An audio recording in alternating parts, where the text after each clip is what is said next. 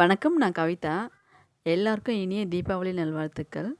இப்போ வந்து நம்ம அதிரசம் தான் நான் வந்து செஞ்சிருக்கேன். அந்த வீடியோஸ் தான் உங்ககிட்ட நான் ஷேர் பண்ணிக்க போறேன்.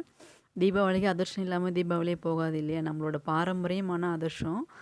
அதுதான் இன்னைக்கு நான் செய்ய போறேன். இப்போ நான் வந்து 3/4 கிலோ அரிசி எடுத்திருக்கேன்.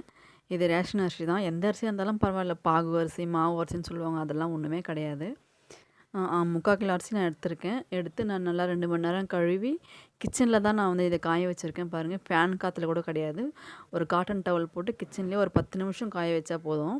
அந்த ஈரப்பதம் மட்டும் போனால் போதும். அந்த அளவுக்கு மட்டும் இருந்தால் போதும். கொஞ்சமாக ஈரப்பதமாக இருக்கணும். ரொம்பவும் ட்ரை ஆகக்கூடாது. நம்ம வந்து கொஞ்சம் அப்படி இருந்தாலும் நான் வந்து மிக்சியில் அரைக்க போகிறேன். இப்போ நீங்கள் வந்து நிறைய 2 கிலோ 3 கிலோ பாருங்கள். இந்த அளவு தான், இந்த ஸ்டேஜ் தான் இருக்கணும். அந்த பேர் கையில் ஒட்டுது பாருங்கள் அந்த அரிசி. ரொம்பவும் காஞ்சி போயிருக்கக்கூடாது. ரொம்ப தண்ணியாகவும் இருக்கக்கூடாது. அதை பாருங்கள், அதை பிடிச்சு நம்ம எடுத்தோம்னா அந்த கையில் வந்து ஒட்டும். அதுதான் நமக்கு வந்து அரைக்கிற ஸ்டேஜு. நான் வந்து கொஞ்சமாக அப்படி அரைக்கிறதுனால நான் மிக்சியில் நான் 3/4 கிலோ தான் நான் போட்டிருக்கேன். அதனால் நான் மிக்சியில் அரைச்சிக்கிறேன். இப்போ நிறைய பேர் போடுவாங்க. ஒரு 2 கிலோ 3 கிலோ 4 கிலோ போடுவாங்க. இவங்கெல்லாம் வந்து மிஷினில் அரைச்சிக்கலாம். இது மிக்சியில் அரைச்சி நல்லா சலிச்சு எடுத்துக்கலாம். சலிச்சு நான் வந்து இது வந்து 3 வாட்டி தான் நான் மிக்சியில் போட்டேன். அது எனக்கு அதுவே சரியாக போயிடுச்சு எனக்கு. ரொம்பலாம் நான் அரைச்சனே இல்லை. ஒரு 10 நிமிஷம் தான் எனக்கு மிக்சியில் அரைக்கிறதுக்கு எனக்கு டைம் ஆகிடுச்சு. 10 நிமிஷத்துலேயே நான் இதை அரைச்சி அந்த மாவை நான் ரெடி பண்ணிட்டேன். ரொம்ப காஞ்சிடக்கூடாது, அது மட்டும் பார்த்துக்கோங்க. காஞ்சிட்டா அப்புறம் வந்து அதிரசம் வராது. அரிசி ஈரமாகவும் இருக்கணும். அதே மாதிரி மாவும் ஈரமாக தான் இருக்கணும். மாவு நம்ம அப்படியே அப்படியே மாவை சலிச்சிட்டு அந்த மாவை எடுத்து கொழுக்கட்டை மாதிரி பிடிச்சோம்னா அப்படியே நிற்கணும் அந்த மாவு. அந்த மாதிரி பார்த்துக்கோங்க. ரொம்ப நம்ம வந்து கொழுக்கட்டை செய்கிறோம் இல்லையா? அந்த மாவு பார்த்திங்கன்னா அப்படியே ரொம்ப மணல் மாதிரி இருக்கும். அந்த மாதிரிலாம் இது இருக்கக்கூடாது. பாருங்கள், ஈரமான மணம்.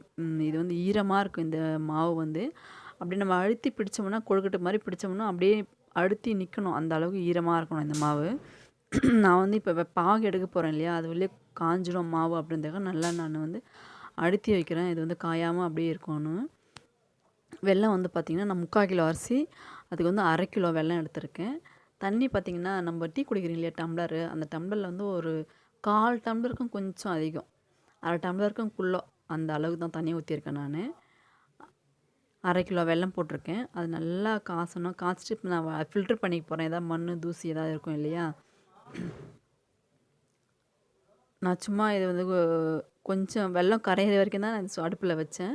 வெல்லம் கரைஞ்சிடுச்சு. வெல்லம் கரைஞ்சதுக்கப்புறம் நான் இதை ஃபில்ட்ரு பண்ணிக்கிறேன். ஏன்னா மண் ஏதாவது தூசி ஏதாவது இருக்கும் இல்லையா? அதுக்காக நான் ஃபில்ட்ரு பண்ணிக்கிறேன். வேறு ஒன்றும் இல்லை. ஃபில்ட்ரு பண்ணிவிட்டு அதே பாத்திரத்தையே நான் வச்சுட்டு நான் கழுவிட்டு வச்சுட்டு நான் ஃபில்ட்ரு பண்ண வெல்லத்தை ஏற்றி அதில் நான் அதில் ஊற்றிட்டேன்.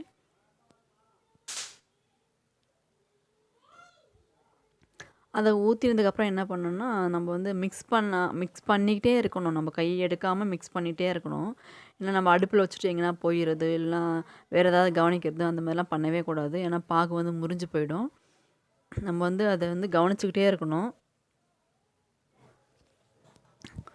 அது பார்த்திங்கன்னா நல்லா பொங்கி வரும். அந்த வெல்லம் வந்து பாகு பார்த்திங்கன்னா நல்லா பொங்கும். அதே மாதிரி அந்த பாகு எடுக்கும்போது நீங்கள் கொஞ்சம் பெரிய பாத்திரமா வச்சுக்கணும். சின்ன பாத்திரமா நீங்கள் வச்சிங்க அப்படின்னா பாகி பொங்கி வந்து வெளியே ஊற்றிடும் பாகுலாம். அதனால் கொஞ்சம் பெருசாக வச்சிங்கன்னா நல்லா ஃப்ரீயாக கலரலாம். பொங்கினாலும் அதுக்குள்ளவே தான் இருக்கும், வெளியில் வராது. அந்த மாதிரி பார்த்துக்கலாம்.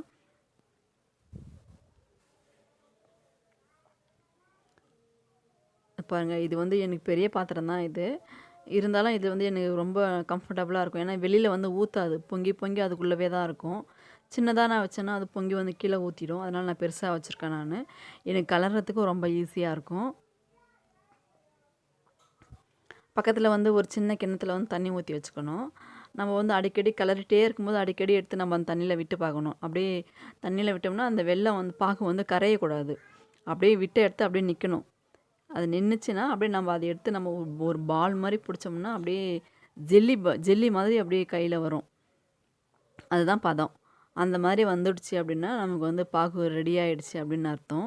சில டைம் வந்து பாகு எடுக்கவே வராது. அது வந்து அப்படியே கரைஞ்சிடும் அப்படின்னா ரெடி ஆகலை அப்படின்னு அர்த்தம். பாருங்கள், எனக்கு வந்து ஜெல்லி மாதிரி வந்துடுச்சு. பாகு வந்து ரெடி ஆகிடுச்சு. எங்கள் வீட்டுக்காரர் வந்து வீட்டில் இருந்தார். அதனால் நான் அவர் கூப்பிட்டுக்கிட்டேன் ஹெல்ப்புக்காக. 2 பேரும், ஏன்னா 2 பேர் இருந்தால் கொஞ்சம் ஈஸியாக இருக்கும். ஒன்றா ஒருத்தரே இருந்தால் ஒருத்தரை போட்டு ஒருத்தரை கலர்றதுக்கு கஷ்டமாக இருக்கும். அதனால நான் அவரை கூப்பிட்டுக்கிட்டேன் நான் கலர்றதுக்காக. நீங்கள் வந்து ஃபஸ்ட் டைமாக இந்தமாரி பாகு எடுக்கிறீங்க அப்படின்னா, ஃபஸ்ட் டைம் பண்ணுறீங்க அப்படின்னா ஹெல்ப்புக்கு யாராவது கூட இருந்தால் கொஞ்சம் நல்லாயிருக்கும். இல்லைனாலும் பரவாயில்ல, இது பெரிய விஷயம் கிடையாது. நாமளே பண்ணிடலாம். இங்கே பாருங்கள், பாகு வந்து ரெடி ஆகிடுச்சு. ஆனால் கொஞ்சம் இலக்கா இருக்கிற மாதிரி தெரியுது. ஆனால் இது வந்து நான் 2 நாள் கழிச்சு தான் நான் அதை செய்ய போகிறேன். அதுக்குள்ளேயே வந்து இது நல்லா இறுகி கட்டியாக வந்துடும். நீங்கள் வந்து கிளறும்போது வந்து மாவு ரொம்ப இலக்காயிடுச்சு அப்படின்னா இன்னும் கொஞ்சம் மாவு சேர்த்துக்கலாம் நீங்கள். இல்லை ரொம்ப கெட்டியாயிடுச்சு அப்படின்னா நீங்கள் அப்படியே செஞ்சு அதை வந்து கிளறி வச்சுருக்கோங்க. நீங்கள் அதிரசம் செய்யும்போது சுடுதண்ணி போட்டு பிசைஞ்சா சாஃப்டாக வந்துடும் அது. இப்போ நான் வந்து முன்னாடி நாள் கலர்னேன். இதை மறுநாள் வந்து நான் இந்த அதிரசம் செஞ்சுருக்கேன். சும்மா ஒரு 4 அதிரசம் வந்து நான் செஞ்சு பார்க்கலாம் அப்படின்றதுக்காக தான் நான் செஞ்சேன். இது ரொம்ப நல்லா வந்திருக்கு. நீங்களே பாருங்கள் எப்படி இருக்குன்னு சொல்லிட்டு. நான் வந்து இது இன்னும் 2 நாள் வச்சு தான் நான் செய்ய போகிறேன் இதை. அப்போ தான் நல்லாயிருக்கும். அது 2, 3 நாள் வச்சு செஞ்சால் இன்னும் ரொம்ப டேஸ்ட்டாக இருக்கும். உடனே செஞ்சால் கொஞ்சம் சரியாக வராது. நான் 1 நாள் கழித்து நான் இதை வந்து செய்கிறேன். இது பாருங்கள் எப்படி இருக்குது பாருங்கள்.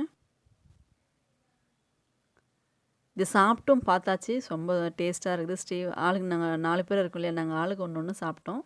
ரொம்ப டேஸ்ட்டாக இருந்தது. இது வந்து நீங்கள் பாகு எடுத்துகிட்டு 1 ஸ்பூன் நெய் அதில் போட்டு நீங்கள் மூடி வச்சுட்டிங்க அப்படின்னா எப்போ வேணாலும் செஞ்சுக்கலாம். இந்த வீடியோ உங்களுக்கு பிடிச்சிருந்தா சப்ஸ்கிரைப் பண்ணுங்கள். நன்றி, வணக்கம்.